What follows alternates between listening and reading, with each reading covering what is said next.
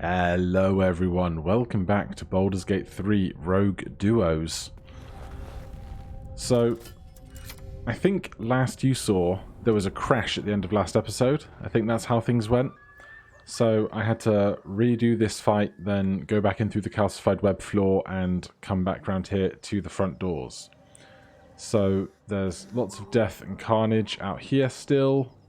All the goblins are dead, but we have a little bit more HP this time round, and I didn't need to use my spell slots, so that is how it is. I'm not going to waste my spell slots just to make them be exactly how they were. We will just press on. So if we come around the back here, did I already sneak attack the guy at the back on this run through? No, he's still sleeping, so we're going to get sneaky. Then Astarion is going to walk up to the sleeping guy. And then do a melee sneak attack. Oh, no. Okay, we're going to do a melee sneak attack at advantage from within 5 feet that will be an automatic crit.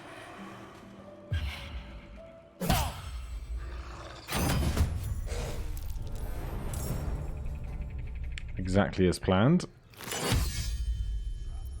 Give me that gold, give me that ring. Get back to sneaking. And what were they digging up? Some more gold. Now, we also went back in and collected the other short sword. We have equipped that, so that's our +1 steel forged sword. So then, where else do we want to go next? We basically have two options. There is the group of people torturing the gnome up here. And then out here, there is also the contents of this barn. On my way. Now, both are going to be fairly difficult fights. If we get in here, we can see Gurok has 27 HP and our sleep spell only does 24 hit points worth of magical sleeping. So if we can hit them once, we'll be able to keep them out of the fight. Then Bertha has far more hit points than that. And Tasha's Hideous Laughter is a wisdom save. How wise are these folks? Not very. That's a -2 on wisdom. So we're going to have some ability to deal with this. They will be incapacitated, and so they won't be able to take actions or reactions at the end of its turn, or when it takes damage, the creature can try to shake off the effect. It needs to have an intelligence of 5 or more. But it is a wisdom save. Their intelligence is 5, so that's good. That would be a problem otherwise. So I think we can probably handle what there is to do here. Is there any extra precautions we would like to take first, though? Because one of them is going to have to be the one to either open the door, or we could try and shoot the door open. Let me stand here. We get line of sight on the door.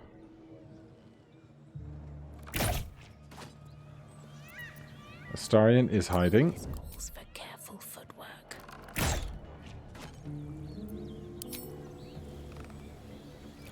Gotta be more evidence. What does that mean? What are they looking for? Unless they're just looking for the source of the noise. Breathe quiet. Stop that. No. Softer than a whisper. Alright. Hide. Alright, it puts us right up front, which is dumb because we were nowhere near. We're just going to back away slowly and see what happens. Ruined. Smash. Oh, smash you! Right. But where are we? Alright, they're each going to take an action. Then we can get Astarion involved if he isn't seen. Right, fortunately, they had to dash over here.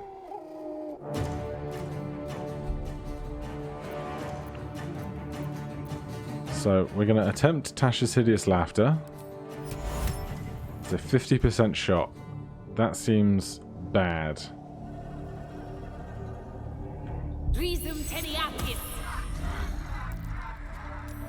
Alright, they failed their save. Then Astarion, if you would be so kind as to ranged sneak attack the other guy. Can't believe we missed. Alright, we are concentrating on the laughter. Now we can attack with advantage to try and crit on our next turn because they are now inactive, or we can try and move away and try and 1v1 this guy until he's not a problem anymore. Now we can move 35 feet, even a bit more with our cunning action dash.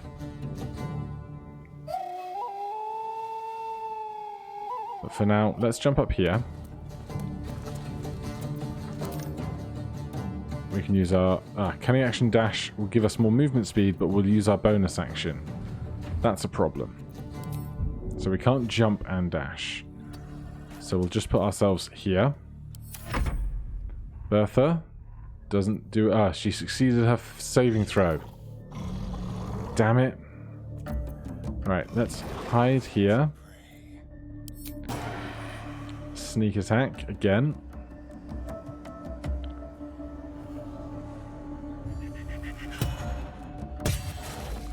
Right, that's 20 damage. That's excellent.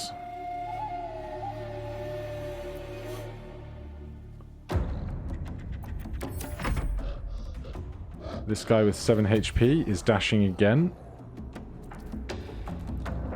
Up towards Amunian. Amunian's turn. We can probably kill this guy with 7 HP here. Or we can crit miss. That's fine too.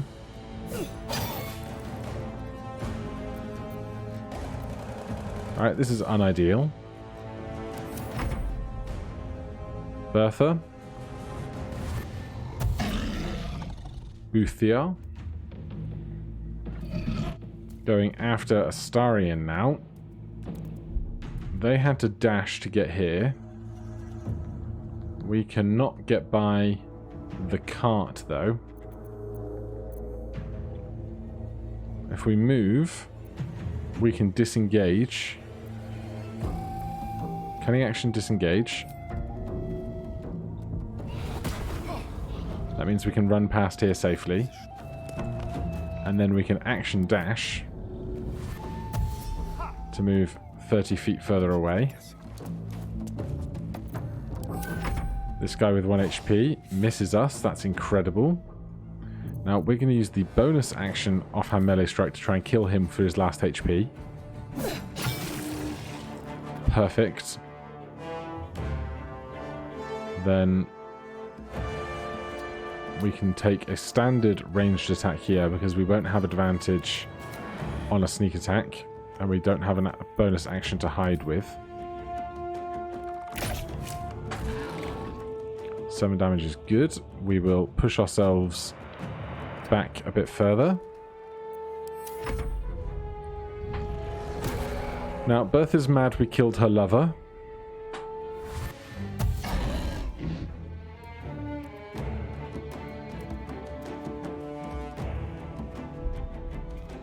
But we continue to be okay. We're now on shared initiative. So perhaps we can try Hideous Laughter again. They make the save, which is unideal.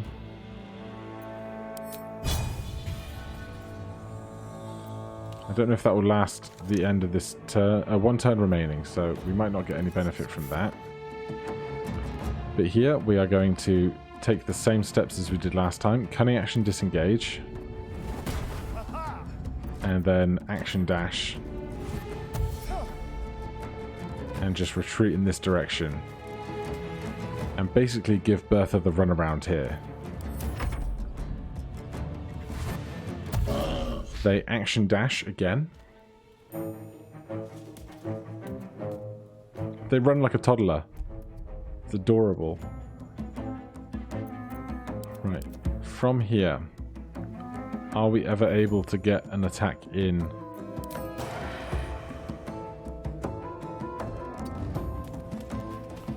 If we can get the sneak attack, we're within 5 feet of an ally right here. So we should be able to attack with sneak attack, but we're going to need to move in a little bit more so we can cunning action dash.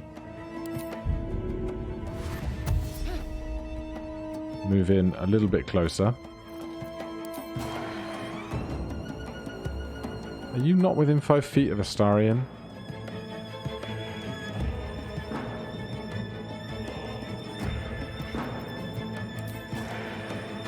Right, I don't understand that one, so we'll just take a pop shot. Good. We will climb back up this hill. Then with Astarion, it's going to be a cunning action disengage. This is so different to any version of this fight I've done before. Action dash. Retreat back over here as far as we can. End turn. Bertha dashes.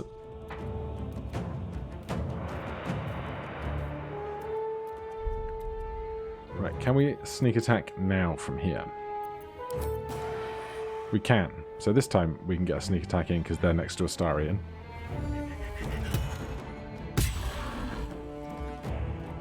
Excellent damage. Then you'll never guess what I'm going to do with Astarion. I hope I can get... Yeah, I can get through this gap.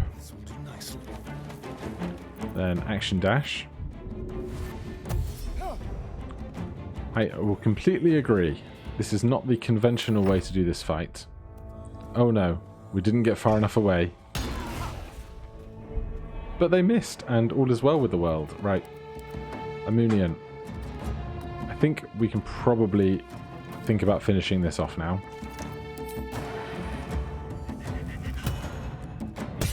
Oh, yes. Now, we can either attack, or we could burn a magic missile to make sure we do 3 damage, but with an 80% chance to hit. Yes. So, we used 2 spell slots, but we got through that fight without any fear of death, which is a rare treat. Now, Let's move. Where's the other guy? He's up here. Need to find a way forward. And apparently this dagger and this meat is actually something noteworthy, which I've always missed in the past, and then someone told me to go check it out and then I forgot. So let's investigate this with the whole party around. Moving.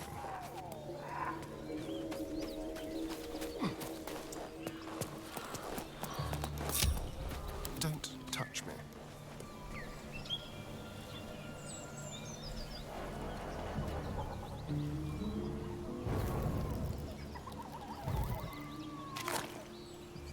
A feast fit for an ogre. You notice a peculiar dagger protruding from the tough, leathery meat. So we can sleight of hand, which we're very good at. Strength we are not, or we can investigate. Let's just carefully wiggle the dagger free. And because we gathered the party together, we're able to offer guidance.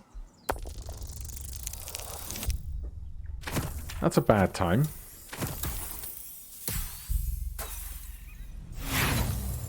But I believe we should have some inspiration, and I've never seen the result of this check, so I will use it here to try and succeed.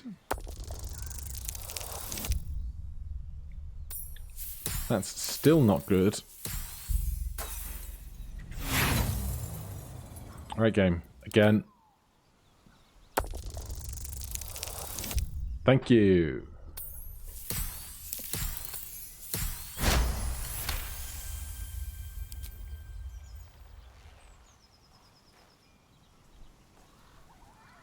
Your cautious method pays off. The dagger glides smoothly out of the mystery meat.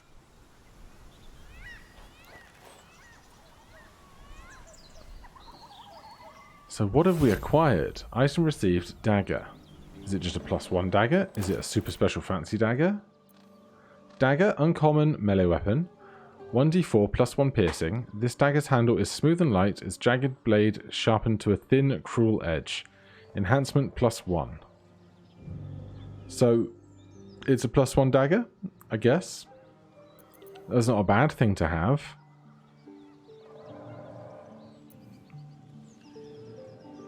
And it's +1 to hit, as well as +1 damage.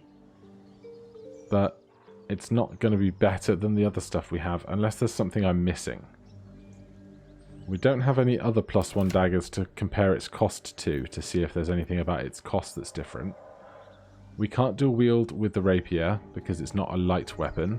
No one stopped me yet. And here we have dual short swords. So the 1d6 piercing damage could be replaced by 1d4 +1 piercing damage. And then our to hit with that weapon will be +6 instead of +5. So perhaps we take it just for the extra bit of consistency on our offhand attacks. But hey, finding a +1 dagger like that in the world is always going to be a lovely boon for amateur players.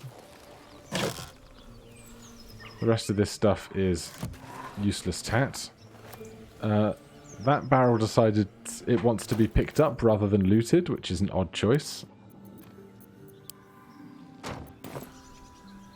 And the rest of this stuff is no particular interest. Everything. But we can hop into the barn, see if there's anything else in there.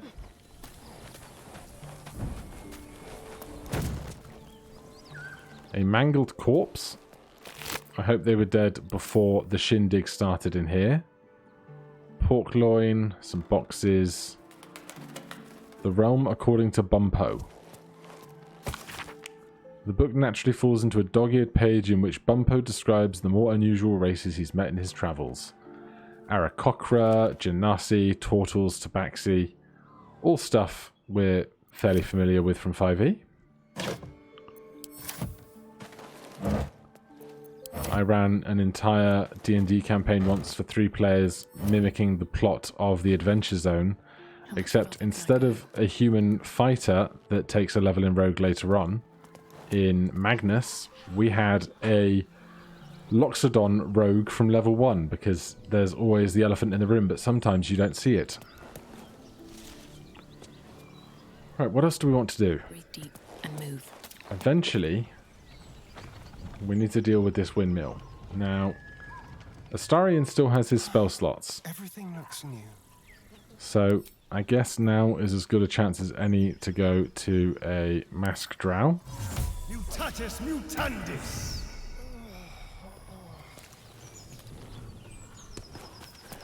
And then we can approach these gates.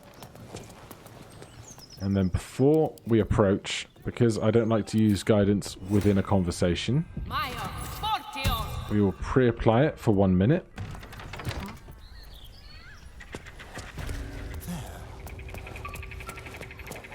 Now, we're going to get caught up by one of the earlier guards before we get to the full group themselves. You sent from Moonrise, Drow, because otherwise I'll have to cut ya. A strange symbol glows, marked on their flesh, and something within you stirs in response. So we can use our Illithid check, but I'm going to try and save that. So we'll go for Persuasion. DC 15 is going to be rough. Thank goodness. Right. Just let me by poor peasant folk. Subtle step. Then up here, we can save ourselves a great big fight with just the 2 of us. What have we got here? Oh, stop this thing! goblin seems unsure whether to bow to you or attack. What do you want? What do you need? Did I tell you to stop? Turn around and continue as you were. I mean, we are playing bad rogue guys, aren't we? All right. Keep him spinning! Make that birdie chirp! Stop! Please! Not that I'm complaining, but you are blessed, aren't you? As the symbol glows, power courses through you. Authority. So now we can use our illithid check, because if we'd have used it before on the first guard, we wouldn't have it available to us now. DC 0, as long as we don't roll in that 1. This game, man. This game is out to get me. No. Something ain't right. You're not like the others. Got him! Oh, man.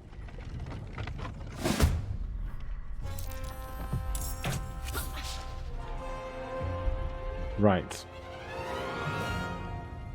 That's a problem. We are on shared initiative, which is useful. So I think our plan is to go after the boss. If we can kill them to a satisfactory standard, then they might just give up. That's our best hope here. So we'll move in. Then we'll move in Astarion as well, because we're on a shared initiative. Then we can sneak attack with both heroes.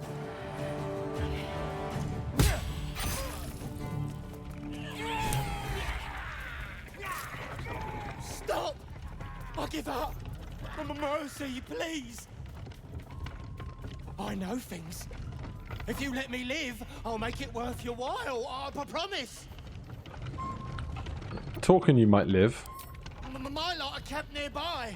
I can get you inside. No hassle. You can loot it, do whatever. There's a hidden path. Past the bridge into the camp. Over to the side before you reach the first guards. Easy.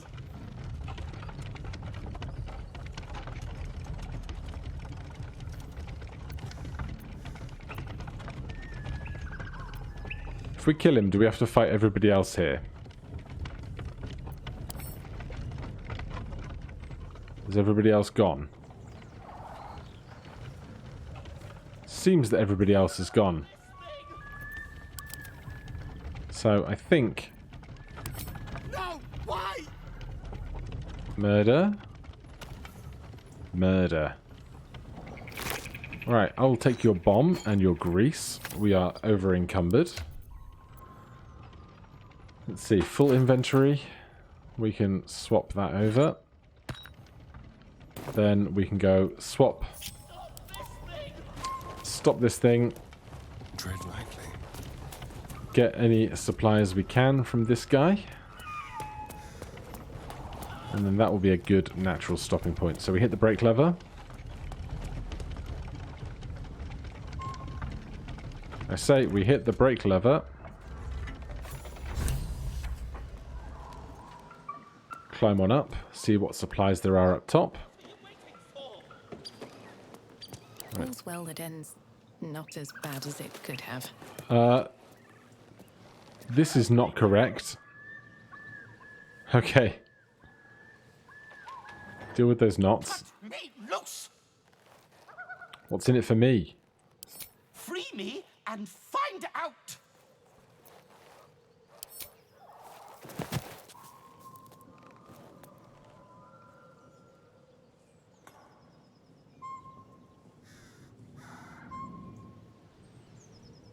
Ugh. Maga Kamara. Those pustulant thugs. Well, get on with it. I would like all your things, please. As expected. Coercion by the book. Astarion Take approves. my pack, if you can find it. The only reason those goblins caught me was its weight. I'll travel lightly from now on. Alright, off with you. Watch your back. We're nearly halfway to level 4. I guess more like just over a third. Up here, there is small bottle, makeshift spear, some weapons, but in this case, rum, alchemist fire, grease, and ribs. I don't think we need the ribs, and it's probably more weight than our worth right now. Go. Then at the bottom of the ladder here, we have the wooden hatch.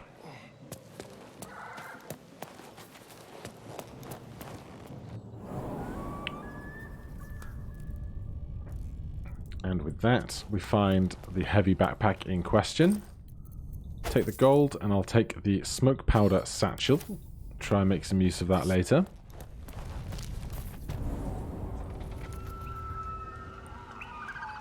Let's go.